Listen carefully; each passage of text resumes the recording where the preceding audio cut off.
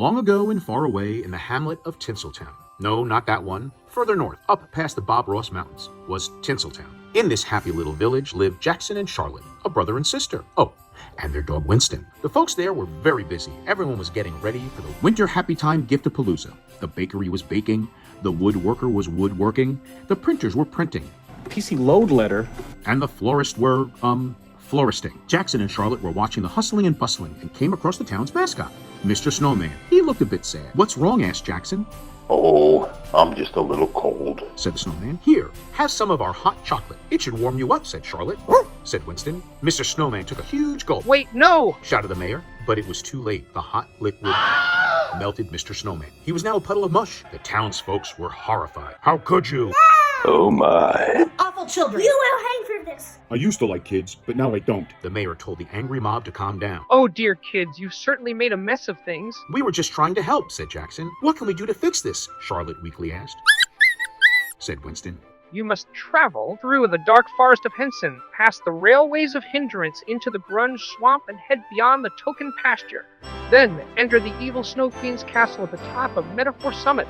Once there, request that she give you some magical snowflakes to respawn our town mascot. Good luck, children. Now I have to get back to untangling the string of lights. The children packed for their dangerous trip. Some fellow townsfolk felt bad and gave them items to help them on their journey. One does not simply hike into Metaphor Summit.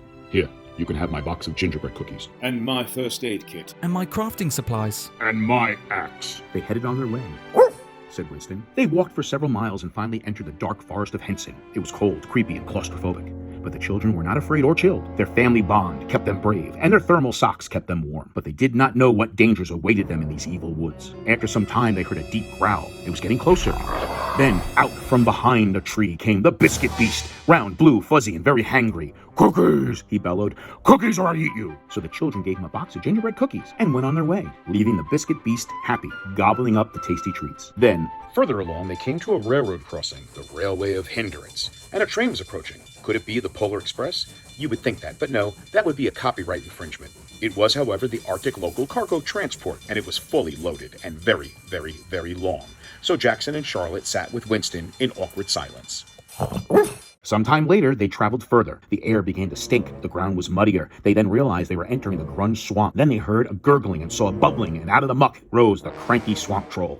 Ow! Scram! Go away! It roared. They realized the troll was in pain and there were bruises and cuts all over his hide, and his hip looked twisted. So they opened up the first aid kit and tended to the injuries of the poor creature. Once done, the cranky swamp troll was feeling great, and he was so happy and thanked them for their help, and he skipped off back into his swamp home. After exiting the grunge swamp, they reached the edge of Token Prairie. Rumor has it, there are gangs of brigands and ruffians and marauders, the Tokens, lying in wait just to rob you of your possessions and poke you in the eye for fun. Just terrible people. Jackson, Charlotte, and Winston cautiously made their way across the grassy land, slowly looking to the left and slowly looking to the right.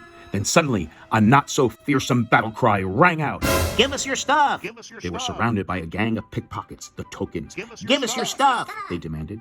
So the children handed them the craft paper and art supplies and told them that they could make their own stuff to have, to play with, and even sell on an online store. They went on their way, and the Tokens were happy. Finally, after a few miles, they reached the snowy base of Metaphor Summit near the gates of the evil Snow Queen's castle. The snow began to fall, the wind stopped, and eerie silence fell, and out of the snowdrift came an ice goblin. Winston growled, and Jackson and Charlotte held each other, unsure of what was about to happen. Suddenly, an axe flew across past the children and struck the ice golem in the chest, shattering it into a million pieces. Winston had defeated the frosty brute with a single throw of an axe. The snow stopped and they hiked up the long stone stairs to the castle door. After what seems like forever, they were standing in front of the castle. They knocked on the large metal entrance, and after a moment, the doors slowly, dramatically opened, and the evil Snow Queen stood before them. Welcome, children. You must be cold and tired from your journey. Come inside and have some cider and hot ham, and for dessert, dried fruitcake.